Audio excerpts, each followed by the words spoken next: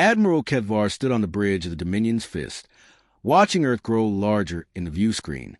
The blue-green planet looked deceptively peaceful, spinning lazily against the black void of space. Behind him, the massive Zephyrian war fleet stretched across several light minutes. 1,200 vessels of pure destruction, each one a testament to their empire's military supremacy. Admiral, his tactical officer reported, his scale fingers dancing across holographic displays. Preliminary scans show minimal orbital defenses. Approximately 50 space stations, mostly civilian. Their military fleet appears to consist of only 200 ships, all significantly smaller than our destroyers. Keth'var's mandibles clicked in satisfaction. The humans had been warned. 3 solar cycles ago, the Zephyrian Empire had sent their standard ultimatum: submit to imperial rule or face annihilation. Every species had received the same choice. Most submitted immediately after witnessing the fate of those who refused. The humans had responded with a single transmission: come and take it. Such arrogance from a species that had barely achieved faster-than-light travel 2 centuries ago. Keth'var had conquered 17 star systems in his career. Each victory had followed the same pattern: overwhelming force applied with surgical precision. The humans would learn, as all others had, that resistance was futile. "Sir, we're receiving a transmission from Earth," the communications officer announced. On screen, the view screen flickered, revealing a human woman in a simple military uniform. She appeared middle-aged by their standards, with graying hair and calm eyes that seemed to look directly at Keth'var despite the impossible distance. "I am General Sarachun, representing Earth's Unified Defense Command. Admiral Keth'var, I presume?" "You presume correctly. Human, I am here to accept your unconditional surrender." Chin smiled, a strange expression that didn't reach her eyes. "I'm afraid that's not going to happen. However, I wanted to offer you something instead." "You are in no position to offer anything. On the contrary, I'm offering you the chance to withdraw your fleet and return home with your honor intact. This is the only warning you'll receive." Keth'var's bridge crew exchanged glances. Several officers made clicking sounds, the Zephyrian equivalent of laughter. "Human, you face the might of 1,200 warships. Your entire fleet could fit inside one of our battleships. What possible threat could you pose?" "Admiral," Chin said softly, "you spent your career fighting conventional wars against conventional enemies. You've never faced humanity before. We don't fight like other species. We don't think like other species. And we certainly don't lose like other species. Threats and boasting. Deploy the fleet in standard attack formation." Keth'var ordered, cutting the transmission. "Begin the assault." The Zephyrian fleet moved with practiced precision, spreading into their time-tested battle formation. Battleships formed the core. Heavy cruisers provided flanking support, and destroyers screened the advance. It was a formation that had broken the defenses of countless worlds. As they closed the weapons range, the human fleet finally moved. But instead of forming defensive lines or attempting to match the Zephyrian formation, they did something unprecedented. They scattered. "What are they doing?" the tactical officer asked, confusion evident in his voice. The human ships broke apart like startled fish, fleeing in dozens of different directions. Some headed for the outer planets. Others dove toward Earth's moon, and still others seemed to be running directly away from the system. "They're retreating already?" Keth'var couldn't hide his disappointment. "This is hardly worthy of our reputation. Pursue and destroy them all." But as the Zephyrian fleet gave chase, something else happened. The orbital stations around Earth, those supposedly civilian installations, suddenly came alive. Massive energy signatures blazed across the sensor networks as hidden weapon systems powered up. "Admiral!" The tactical officer's voice carried an edge of alarm. "Those aren't civilian stations. They're fortress installations, heavily armed. And, sir, there are more than 50. The scans were wrong. There are thousands of them, hidden behind some kind of stealth technology." The first salvo from the hidden fortifications struck like the fist of an angry god. Beams of pure energy, more concentrated than anything in the Zephyrian arsenal, punched through the shields of 3 battleships simultaneously. The massive vessels, each capable of reducing a planet's surface to glass, died in brilliant flashes of nuclear fire. Impossible, Keth'var whispered. How did our sensors miss them? Sir, new contacts.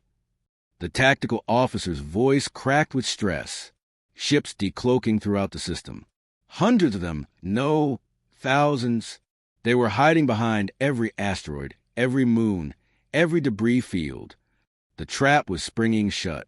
What appeared to be a weak, scattered human fleet had been a carefully orchestrated deception. The ships that had fled weren't retreating. They were moving to predetermined positions, surrounding the Zephyrian fleet from every angle. It's an ambush, someone whispered on the bridge. General Chen's image reappeared on the view screen, her calm expression unchanged. Admiral, you're now completely surrounded by 17,000 ships and 15,000 orbital weapons platforms. Your fleet is impressive, but it's designed for fighting conventional battles against conventional enemies. You're not fighting a conventional enemy anymore. Keth'var stared at the tactical display in horror. Red enemy contacts surrounded his fleet like drops of blood in water. His 1,200 ships, which had seemed so impressive just moments ago, were now hopelessly outnumbered and outgunned. Surrender now, Chen continued, and your crews will be treated according to galactic conventions. Continue fighting, and you'll discover why no army in the galaxy has ever survived a confrontation with human strategic thinking. For the first time in his career, Admiral Keth'var felt something he had never experienced before. Fear. All ships, maintain formation and target the nearest human vessels, Keth'var commanded, his voice steadier than he felt. We've faced ambushes before. Superior numbers mean nothing without superior tactics. But even as he spoke, Keth'var knew this was different. The Zephyrian fleet had walked into something far more sophisticated than a simple trap. Every move they had made since entering the system had been anticipated, predicted, and countered before they had even made it. The human ships began their attack not with massive frontal assault, but with something far more unsettling, surgical strikes against specific targets.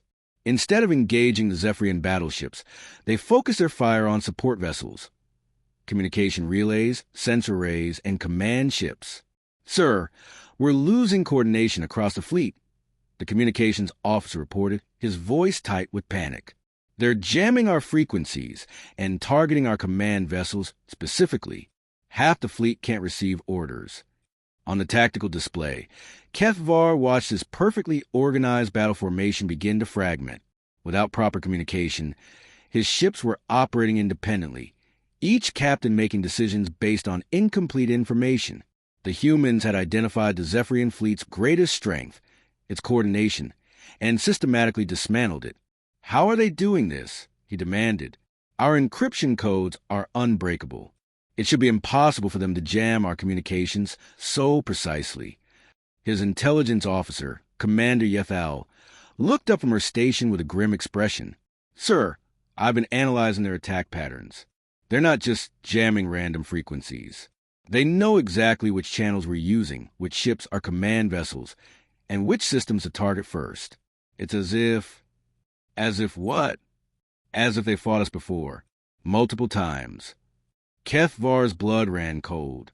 The Zephyrian Empire had never encountered humanity in battle, but that didn't mean the humans hadn't encountered the Zephyrians. He thought of all the species they had conquered, all the refugees who had fled to the outer systems, carried with them detailed knowledge of Zephyrian tactics, technology, and weaknesses. They've been preparing for us, he whispered. On the view screen, General Chen appeared again, but this time she wasn't alone. Flanking her were representatives from a dozen different species, former enemies of the Zephyrian Empire, all now united under human leadership. Admiral, Chen said, I'd like you to meet some friends of mine. Commander Telvek of the Altarian Collective, General Zorth of the Kepler Defense Force, and Admiral Hesron of the Centauri Republic. I believe you've conquered their homeworlds.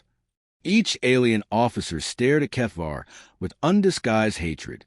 These were the survivors, the ones who had escaped Zephyrian conquest only to find refuge with humanity.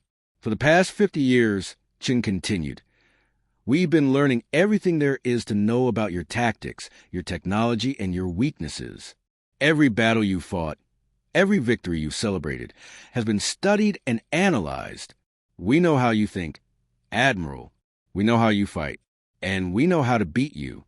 The tactical officer's voice cracked as he delivered his next report. "Sir, the human ships are adapting their formations in real time. Every time we adjust our strategy, they counter immediately. It's like they're reading our minds." Keth'var realized with growing horror that they weren't reading minds. They were reading patterns. Human strategic thinking operated on a completely different level, anticipating not just the next move, but the next 10 moves. While Zephyrian tactics relied on overwhelming force and rigid discipline, human strategy was fluid, adaptive, and utterly ruthless in its efficiency. "Deploy emergency protocols," Keth'var ordered. "All ships, scatter formation Delta 7. We'll regroup at the outer system and plan a new approach." But as the Zephyrian ships began to scatter, the humans revealed another layer of their strategy. The ships that had originally fled the battle weren't running. They had been positioning themselves at every possible escape route.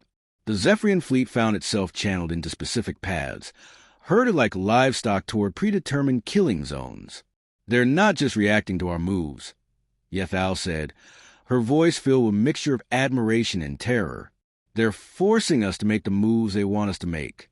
Every option we have leads exactly where they want us to go."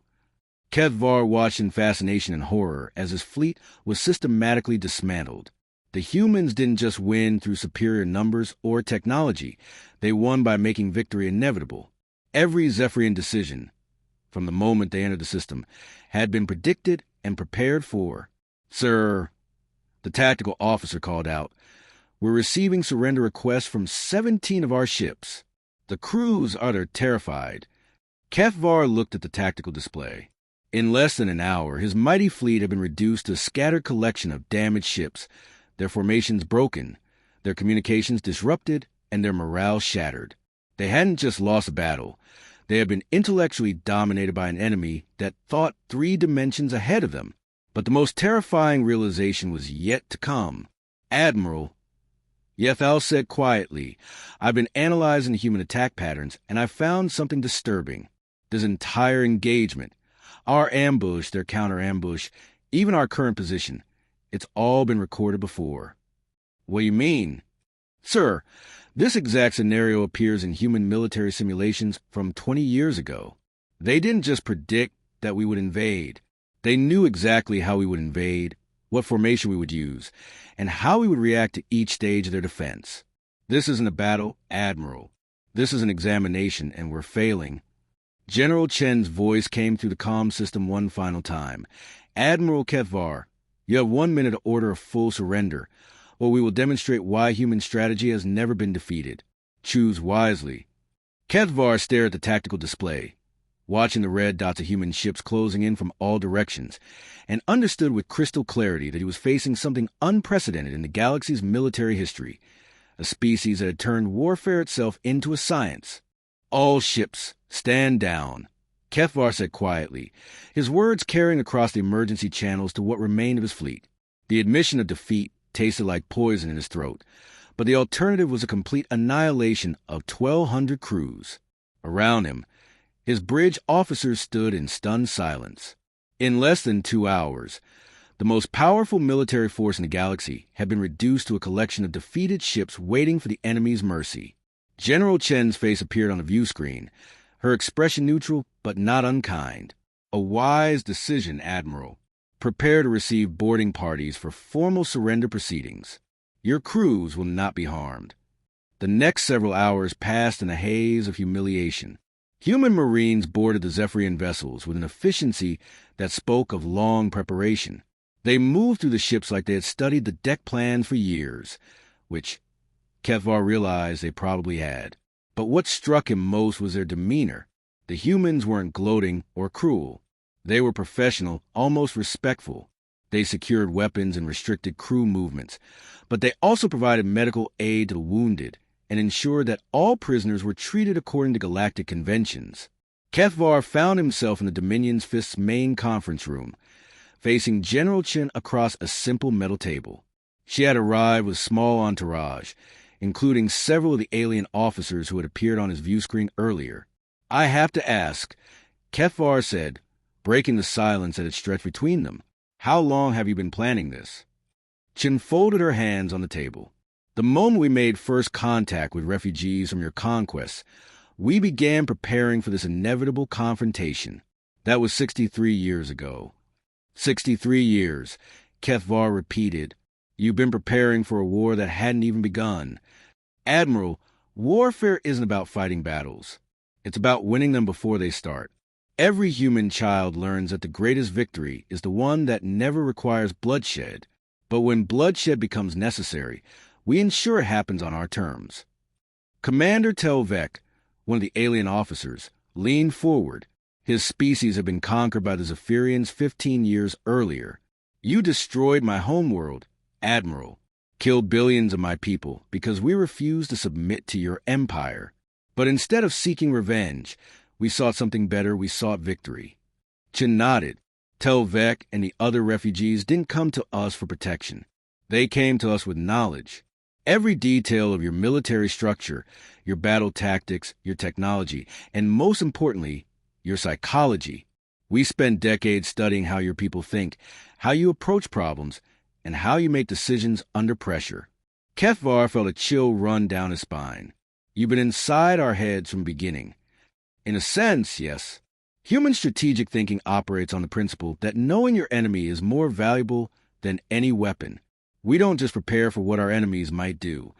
We create scenarios where they can only do what we want them to do." Admiral Hesrun spoke up, his voice carrying the weight of personal loss. "The Zephyrian Empire operates on predictable patterns. You conquer through overwhelming force applied in traditional formations. You rely on superior technology and rigid discipline. These strengths make you formidable against conventional enemies, but they also make you predictable." Chin activated a holographic display that showed the recent battle from above. "Every move your fleet made followed established Zephyrian doctrine. Formation Alpha 7 on approach, standard envelopment tactics when faced with scattered enemies, emergency protocol Delta 7, when coordinated retreat became necessary. We've seen these patterns in every engagement you fought for the past century." Keth'var watched the replay of his defeat with growing understanding. "You didn't just ambush us. You choreographed the entire battle. We gave you choices, Admiral, but they were all choices we wanted you to make. When you saw our ships scattering, your doctrine demanded pursuit. When you lost communications, your training required specific responses. At every decision point, we ensured that the optimal choice for a Zephyrian commander would lead exactly where we needed you to go." The replay showed the battle from a human perspective, and Keth'var saw with perfect clarity how they had been maneuvered like pieces on a game board. Every apparent mistake by the humans had been deliberate.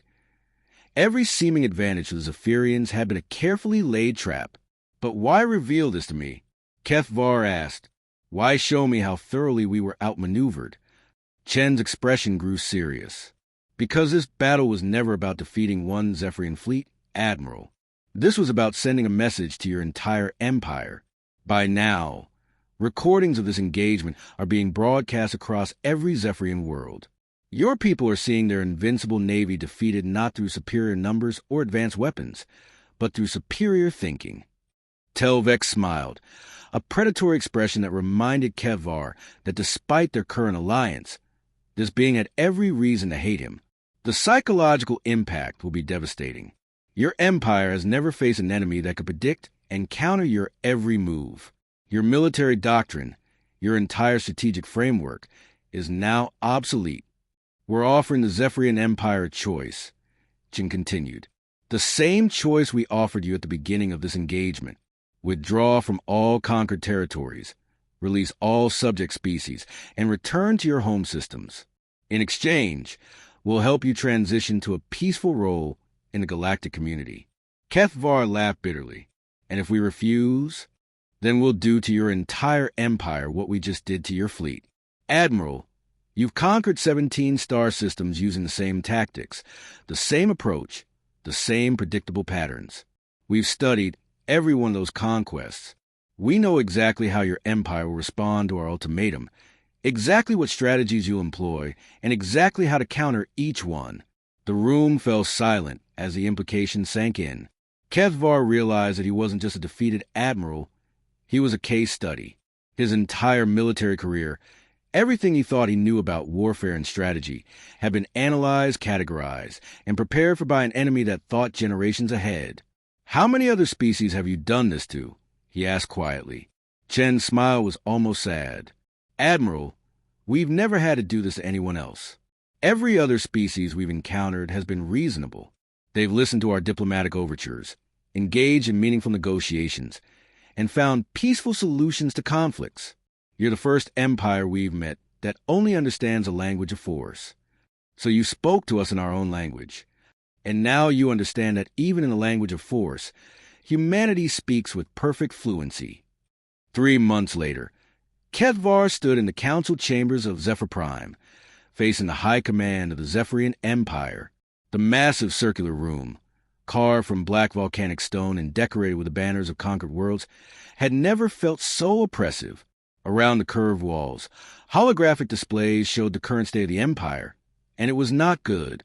"Explain to us again, Admiral," growled Supreme Commander Vashtok, his scarred carapace gleaming under the chamber's harsh lights, "how a single human fleet destroyed our most powerful armada."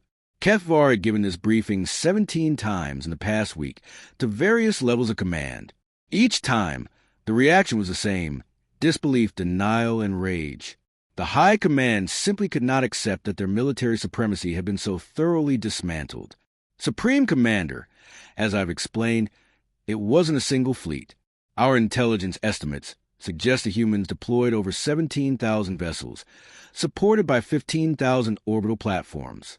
More importantly, they had studied our tactics for decades and prepared specific counters for every strategy in our military doctrine." "Impossible," snapped Admiral Keth'var, commander of the Third Fleet. "No species has that level of strategic foresight. They got lucky with an ambush, nothing more." Keth'var activated the holographic display, showing the tactical analysis he had prepared with painful attention to detail.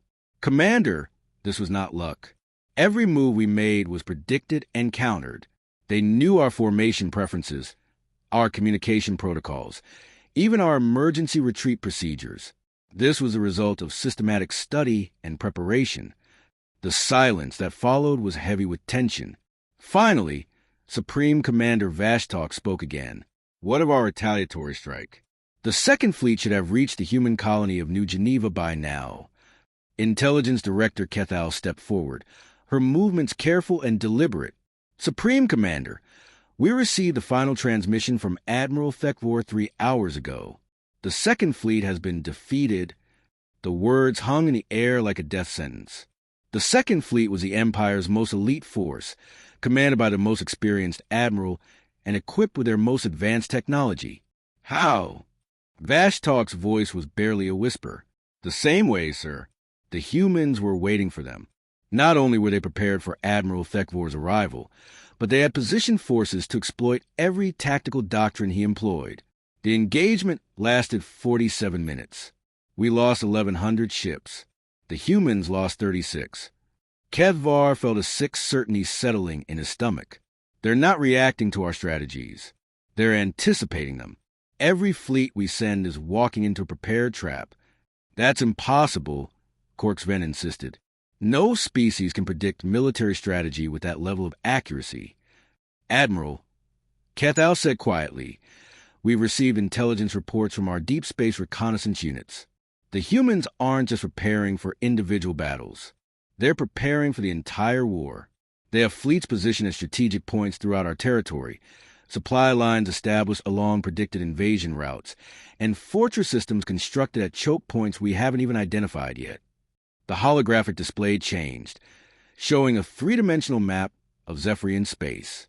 Red markers indicated human forces, and they were everywhere, not just at the borders, but deep within Zephyrian territory, positioned at points that would become critical if the Empire employed their standard war-fighting doctrine. They're inside our strategic planning cycle. Keth'var realized aloud. They're not just reacting to our moves. They're making our moves irrelevant by positioning themselves to win regardless of what we do. Supreme Commander Vashtok stared at the display with growing horror. How long have they been doing this? Sir, Keth'var continued, based on the scale of their preparations and the sophistication of their positioning, we estimate they've been implementing this strategy for at least 20 years. They've been preparing for a war with us longer than we've known they existed. The implications were staggering. While the Zephyrian Empire had focused on conquering weak civilizations with overwhelming force, humanity had been quietly building the infrastructure to defeat the most powerful military force in the galaxy. What about our allies? Korksvan asked desperately. The hegemony of worlds, the Stellar Confederacy? Surely they'll support us against this human threat. Keth'var pulled up another display, showing recent diplomatic communications. Admiral, I've been monitoring those channels. The humans have been in contact with every major power in the galaxy. They're not presenting themselves as conquerors. They're positioning themselves as liberators. Every species we've conquered, every world we've enslaved, is now actively supporting human operations. That's not possible. We've maintained order through strength. We've maintained control through fear, Keth'var corrected. And fear only works until someone stronger comes along. The humans aren't just militarily superior. They're offering our former subjects something we never did: genuine freedom. Intelligence Director Keth'var activated a series of communication intercepts. Sir, we've detected human diplomatic missions operating throughout our territory. They're not demanding tribute or submission. They're offering technological assistance, medical aid, and most importantly, protection from retaliation. Supreme Commander Vashtok slammed his armored fist against the council table. This is intolerable. Mobilize all remaining fleets. We'll crush them through sheer numbers. Sir, Keth'var said carefully, that's exactly what they're expecting us to do. Every time we respond with overwhelming force, they turn our strength against us. They've studied our psychology as carefully as our tactics. They know that our doctrine demands massive retaliation, and they prepare for exactly that response. The chamber fell silent as the full scope of their situation became clear. The Zephyrian Empire, which had dominated the galaxy through superior military might, found itself facing an enemy that had rendered military might irrelevant through superior strategy. What do you recommend, Admiral? Vashtok asked, his voice heavy with defeat. Keth'var looked around the chamber at the faces of the military leaders who had conquered dozens of worlds. Now they looked like what they truly were, outdated relics of a bygone era, facing an enemy that had evolved beyond their understanding. Supreme Commander, I recommend we seriously consider the humans' terms. They've offered us a dignified surrender, withdrawal from conquered territories in exchange for our survival as a species. Given their demonstrated capabilities, I believe this may be the most generous offer we're likely to receive. You're recommending surrender? Korksvan's voice was filled with disgust. I'm recommending survival. Admiral, we're not fighting a conventional enemy. We're fighting a species that has turned warfare into a predictable science.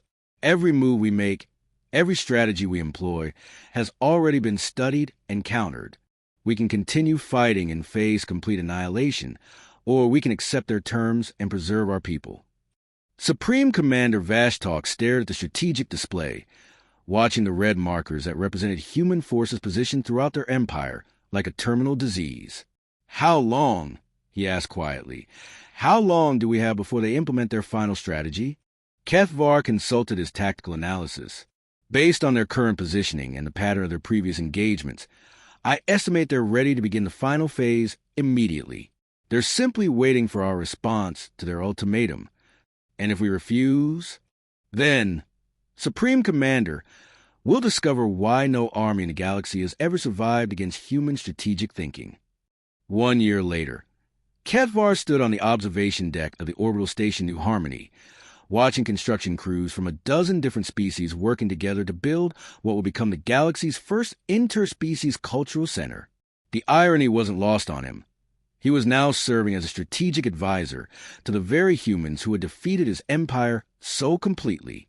The Zephyrian Empire had ultimately chosen survival over pride.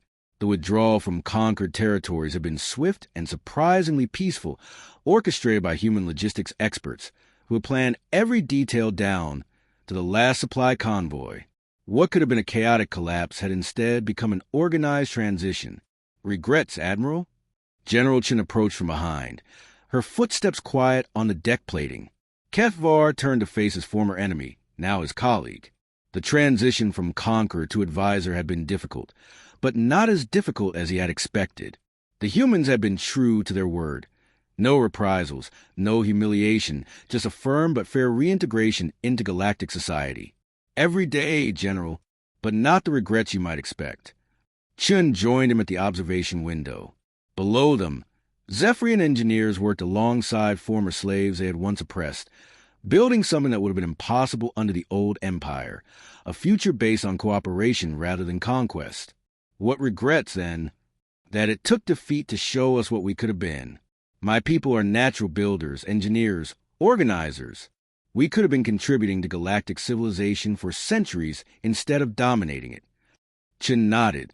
One of the most interesting things we learned about the Zephyrian Empire during our studies was that your early history showed tremendous promise.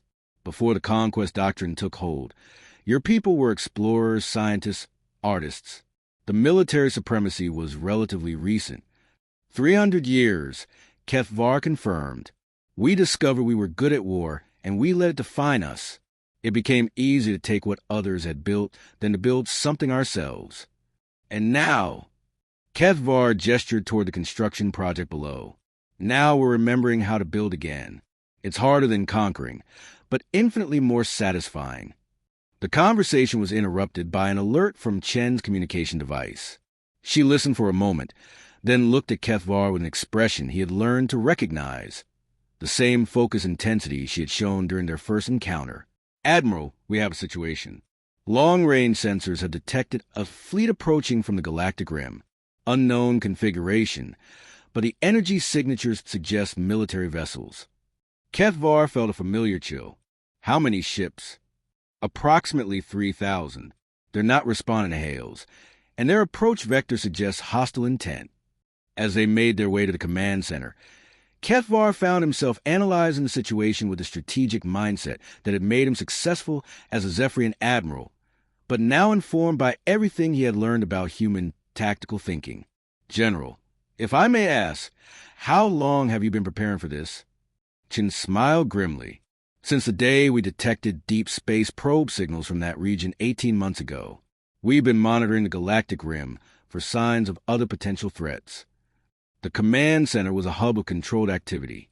Officers from multiple species worked at integrated stations, their different physiologies and thought processes creating a more comprehensive analytical capability than any single species could achieve. Status report, Chin requested as they entered. Commander Torres, a human tactical officer, looked up from his displays. The incoming fleet is maintaining an aggressive formation.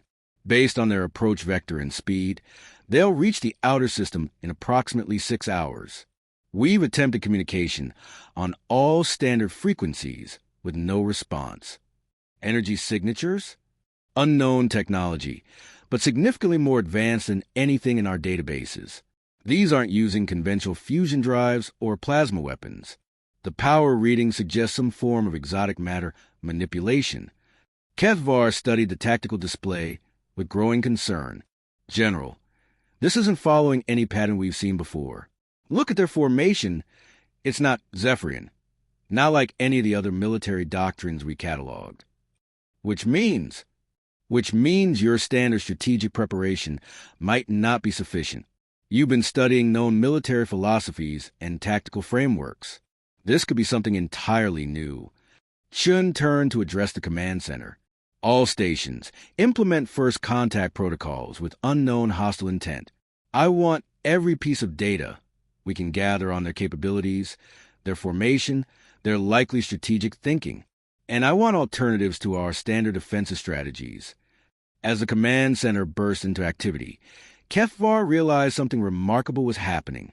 Instead of falling back on established doctrine, the humans were adapting in real time. They were using the current situation as a learning opportunity, analyzing their new enemy, while simultaneously preparing multiple defensive strategies. Admiral, Chin said quietly, I need your honest assessment. Based on what you've learned about human strategic thinking, how would you counter it if you were commanding that fleet? The question caught Keth'var off guard. You want me to help you identify your own weaknesses? I want you to help us prepare for an enemy that might be as strategically sophisticated as we are. The advantage we've had over every previous opponent has been our ability to predict and counter their strategic thinking. But what if we're facing an enemy that can do the same to us? Keth'var felt a surge of respect for the human general. Even in the face of an unknown threat, she was thinking 3 moves ahead, preparing not just for the current enemy, but for the possibility that humanity's strategic supremacy might finally be challenged. If I were trying to defeat human strategy, he said slowly, I would focus on unpredictability. Your entire approach is based on pattern recognition and strategic anticipation. An enemy that could act without patterns, that could make decisions based on truly random variables, would be very difficult for you to counter. Chaos theory applied to warfare, Chin mused. Interesting. What else? Speed of implementation. Your strategies work because you have time to analyze, predict, and position. An enemy that could adapt faster than you could analyze would have a significant advantage. Commander Torres looked up from his station. General, we're getting more detailed scans now. The enemy formation isn't just unusual, it's actively changing. They're shifting positions every few minutes with no discernible pattern. Chun and Keth'var exchanged glances. Adaptive formation doctrine, Chin said. They're specifically countering our analytical approach. There's more, Torres continued. They're broadcasting on multiple frequencies simultaneously, but the messages are encrypted with some kind of quantum-level security we can't break. And General, the broadcasts aren't following any linguistic patterns we can identify. It might not even be language as we understand it. Keth'var studied the incoming data with growing unease. General, I think we're looking at a species that has studied humanity as thoroughly as you studied us. They know your strengths, and they're specifically designed to counter them. Then we do what humans have always done when faced with the impossible, Chin said firmly. We adapt. She turned to address the command center. All departments, I want creative solutions. We're not fighting this enemy with established doctrine. Every officer, every species represented here, I want you to think outside your normal strategic frameworks. What would victory look like if we couldn't predict or outthink our enemy? The next hour was unlike anything Keth'var had experienced in his military career. Instead of rigid command hierarchies and established protocols, the human command structure became fluid and organic. Junior officers contributed ideas that senior commanders refined. Alien specialists provided perspectives that human strategists incorporated into new tactical frameworks. We've been thinking about this wrong, announced Dr. Yifka, a former Zephyrian scientist now working with the Human Research Division. We're trying to outthink an enemy that might be specifically designed to be unthinkable. What if instead we focus on out-adapting them? Explain, Chin requested. Human strategy has always been based on preparation and prediction. But human evolution was based on adaptation and survival. What made your species successful wasn't just intelligence. It was the ability to survive and thrive in any environment, against any threat. Keth'var saw where the scientist was going. You're suggesting we abandon strategic thinking entirely? Not abandon. Evolve beyond it. Instead of trying to predict what they'll do, we create systems that can adapt to anything they might do. Instead of positioning forces based on anticipated enemy movements, we create response capabilities that can reconfigure instantly to meet any threat. Chen's eyes lit up with understanding. Fluid doctrine. Instead of fixed strategies, we create adaptive responses that evolve in real time based on enemy actions. Exactly. And we use the greatest human advantage, not strategic thinking, but collaborative intelligence. Every species here thinks differently, processes information differently, approaches problems differently. Together, we create a collective intelligence that no single enemy could predict or counter. As the enemy fleet drew closer, Keth'var watched something extraordinary happen. The human defensive strategy ceased to be a human strategy at all.